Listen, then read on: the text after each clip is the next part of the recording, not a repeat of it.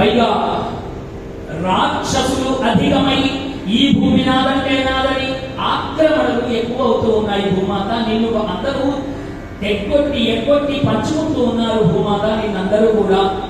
అంతేకాక భూమాత ఈ లోకంలో దుర్మార్గులైనటువంటి వాళ్ళు అనేక మంది బయలుదేరి విద్యా సరస్వతిని నాశనము చేయుచుండే. విద్యా సరస్వతి ఎవరి దగ్గర లేకుండా అందరూ అజ్ఞానంతో ఉంటున్నారు. చదువుకునేవాడే ఈ లోకంలో లేడట, భగవత్ చింతన చేసేటువంటి వాడే ఈ లోకంలో లేడట. గోమాత ఇదంతా ఎందుకు అవుతుందో తెలుసా? కలి ప్రభావము చేత. కృష్ణుడు వెళ్ళిపోయాడు కదా, ద్వాపర యుగం అయిపోయింది. ద్వాపర యుగం అయిపోగానే రావాల్సినటువంటిది ఏమిటి? కలికాలము. కలి ప్రభావం చేత ఈ విధంగా సంభవిస్తుంది. ఒకరి చేత ఒకరు యుద్ధాలు చేసుకునేటువంటి సమయం ఆసన్నమైంది.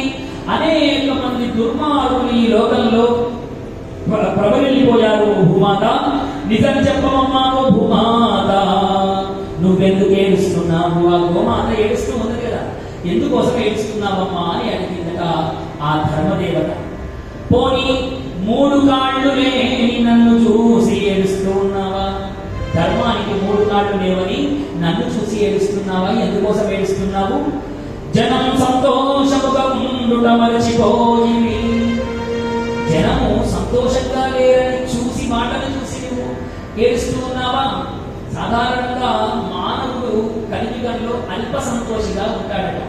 అంటే చిన్న విషయాలకే బాగా పొంగిపోయి చిన్న కష్టానికే ఆత్మహత్య చేసుకునేంత దుర్బలులై ఉంటారు అని చెప్తూ ఉండదు. ఇది కలియుగ లక్షణం అట. నిజంగా మానవుడు దేనికోసం పరితపించాలి అంటే ఆనందము కొరకు పరితపించాలి, సంతోషం కొరకు కాదండి. సంతోషం అంటే క్షణకాలం ఉండేటువంటిది, కొద్దిసేపు మాత్రం, 1 రోజో 2 రోజులో ఉంటుంది. ఆనందం అంటే ఎప్పటి వరకు ఉంటుందో తెలుసా? మనం పోయేంత వరకు ఉండేదాన్ని ఆనందము అంటారు. చూడండి, ఓ మంచి సినిమా చూసొచ్చామనుకోండి, ఆ సినిమా చూసొచ్చిన తర్వాత 1 రోజు 2 రోజులు దాని గురించి మాట్లాడుకుంటారు. అంతకంటే మంచి సినిమా చూస్తే మొదలు చూసింది మర్చిపోతారు. అది సంతోషం. ఆనందం అంటే ఏమిటో తెలుసా? ఇక్కడ ఉన్న చాలా మందికి అది అనుభవం. ఎన్నో మైళ్ళ దూరం శబరిమల కొండ, అక్కడికి వెళితే ఎంత వరుసండి. ఆ భక్తులలో, ఆ తోపులాటలో ఒక్కొక్కసారి ప్రాణమే పోతుందేమోనన్న భయం కూడా కలుగుతుంది. నెత్తి మీద ఉన్న ఇరుముడిని కిందికి దించడానికి వీల్లేదు. ఆ స్వామిని దర్శించాలన్న కోరికతో అనే ప్రాణములను సహితము లెక్క చేయకుండా అక్కడికి వెళితే స్వామిని ఎంతసేపు చూడనిస్తారండి? ఒక్క అరక్షణం కూడా చూడక మునిపే ఇలా పట్టి లాగేస్తారు. కానీ ఆ అరక్షణం చూసినటువంటి ఆ సమయంలోనే ఈ స్వామి కళ్ళ వెంట నీళ్లు తెచ్చుకొని తన వెంట వచ్చినటువంటి సంబరం, అబ్బా నాకు ఎంత అద్భుతమైన దర్శనమైంది.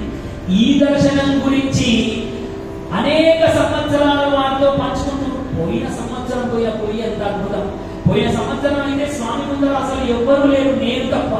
అక్కడ ఉన్నటువంటి ఆ స్వామి నాకు స్వామి చరణాల దగ్గర ఉన్నటువంటి ఆ చందనాన్ని తీసి నా చేతిలో పెట్టాడు. ఇది ఎన్ని సంవత్సరాలండి ఈ ఆనందం? వాడు బ్రతికి ఉన్నంత కాలము ఈ ఆనందాన్ని పొందుతూ ఉంటాడు. చూడండి, అందుకనే వేదం ఏం చెప్పిందంటే, వేదము మనకు అద్భుతమైన మార్గాన్ని చూపించింది. అసలు మనిషికి ఏమి అవసరము? మనిషి జీవించాలి అంటే అన్నం బ్రహ్మే దివ్యజానాత్, అన్నాదేవ కల్విమాని భూతాని జాజంతే, అన్నేన జాతాని జీవంతి. మనిషి బ్రతకాలి అంటే అన్నం కావాలి. అన్నం ఉంటేనే కదా ఈ శరీరం ఉండేది. మరి అన్నం లేకపోతే ఎలా? కాబట్టి అన్నము చాలా చాలా విలువైనది అని వేదం చెప్పింది. అనగానే వేదం మళ్ళీ తనకు తానే ఆలోచించి అన్నం కాదు ముఖ్యము, అన్నం కంటే విలువైంది ఇంకొకటి ఉన్నది అని వేదమే ఆలోచన చేసిందట. ప్రాణో బ్రహ్మే దివ్యజానాత్, ప్రాణాదేవ కల్విమాని భూతాని జాతంతే, ప్రాణేన జాతాని జీవంతి. ఇంటి నిండా బియ్యపు రాసులు పోసి ఉన్నాయి. ఆ ఇంట్లో తినే ప్రాణమే లేకపోతే ఆ బియ్యం అంతా ఏం చేసుకుంటారంటే ఆ అన్నాన్ని, వండిన అన్నం వండినట్టుగానే తినేవాడు లేకపోతే ఏం చేస్తారంటే పెంట కుప్పపాలే కదా. అందుకంటే అన్నం ఎంత ముఖ్యమో అది తినే ప్రాణం కూడా అంతే ముఖ్యం. మరి ప్రాణమేనా? అన్నం ప్రాణం ఈ రెండు ఉంటే సరిపోతుందా అంటే కాదు కాదు. మనో బ్రహ్మే దివ్యదానాత్. మనస్సు చాలా ముఖ్యమైనది అని చెప్పింది వేదం. ఎందుకు అంటే అన్నం ఇంటి నిండా ఉన్నది, ఆ అన్నం తినే ప్రాణములు ఇంటి నిండా ఉన్నాయి. కానీ ఇంట్లో ఉన్నప్పుడు మనకు కూడా ఒక్కొక్కసారి ఏమండి వేడి వేడి భోజనం సిద్ధంగా ఉంది, అయితే నాకు ఎందుకో ఇవాళ మనస్సు బాగాలేదు, నేను ఈ పూట భోజనం చేయను అంటారు. చూడండి, మనస్సు బాగాలేకపోతే మనకు అన్నం కూడా రుచించదు, శరీరంలో ప్రాణం కూడా అలసట తీరదు. కాబట్టి అన్నం ఎంత ముఖ్యమో ప్రాణము అంతే ముఖ్యమో, ప్రాణం ఎంత ముఖ్యమో మనస్సు అంతే ముఖ్యము. మనస్సు కూడా బాగుండాలి. ఈ మూడు ఉంటే సరిపోతుందా అంటే కాదు కాదు. విజ్ఞానం బ్రహ్మే దివ్యజానాత్, విజ్ఞానాదేవ కల్విమాని భూతాని జాతంతే, విజ్ఞానేన జాతాని జీవంతి. విజ్ఞానము తప్పనిసరిగా ఉండాలి అని చెప్తుంది వేదం. అన్నం ఉన్నది, అది తినే ప్రాణము ఉన్నది, తినాలని ఆకలి ఉన్నది, మనస్సు ఉన్నది. కానీ నీకు విజ్ఞానం లేక నీ కంచం నిండా రోడ్డు మీద దొరికిన పేడ తెచ్చి వేస్తే తింటావా ఏమిటి? అది అన్నమో అశుద్ధమో తెలుసుకోవాల్సిన విజ్ఞానం నీకు ఉండాలి కదా. ఆకలిస్తుందంటే ఏది పడితే అది తింటామా ఏమిటి? తినకూడదా, ఇది తినేదా అని తెలుసుకునే జ్ఞానం కూడా తప్పనిసరిగా ఉండాలి. ఈ నాలుగు తప్పనిసరి అని వేదం చెప్పింది. మరి ఈ నాలుగు తప్పనిసరి, ఈ నాలుగు ఉంటే సరిపోతుందా అంటే ఈ నాలుగే కాదండి, మనిషి ఎప్పుడూ ఆనందంగా ఉండాలి. కాబట్టి ఆనందో బ్రహ్మే దివ్యజానాత్, ఆనందాదేవ కల్విమాని భూతాని జాతంతే, ఆనందేన జాతాని జీవంతి, ఆనందం ప్రయంతభి సంవిశంతీతి, సైషా భారుగమీవారుణీ విద్యా పరమేవ్యోమం ప్రతిష్ఠిత. ఆనందమే ప్రతిష్ఠితం.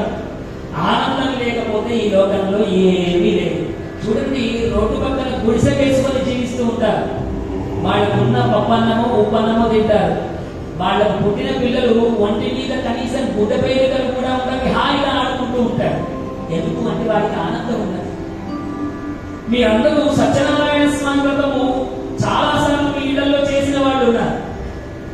ఆ సత్యనారాయణ స్వామి వ్రతంలో ప్రథమోధ్యాయ అని అయ్యగారు మొదలు పెట్టంగానే ఇక ఎక్కువ అయ్యగారు 5 అధ్యాయాలు చెప్పుకొని వెళ్ళిపోతున్నట్టే అన్నట్టు నిద్రపోతారు వీళ్ళని. సత్యనారాయణ స్వామి వ్రతము ఎన్నిసార్లు చేసినా ఏది మొదటి అధ్యాయం అప్పచెప్పండి అంటే ఎవరికి తెలియదు. 2వ అధ్యాయంలో ఉన్న బ్రాహ్మణుడి పేరేంటి అంటే ఎవరికి తెలియదు. ఆ ఉల్కాంత రాజు, తుంగధ్వజరాజు, ఈ రాజుల పేర్లు తెలియదు. ఆ కథలు గడగడ చెప్పండి అంటే ఎందుకోసం అంటే 100 సార్లు వ్రతాలు చేసిన వాళ్ళం మనమంతా.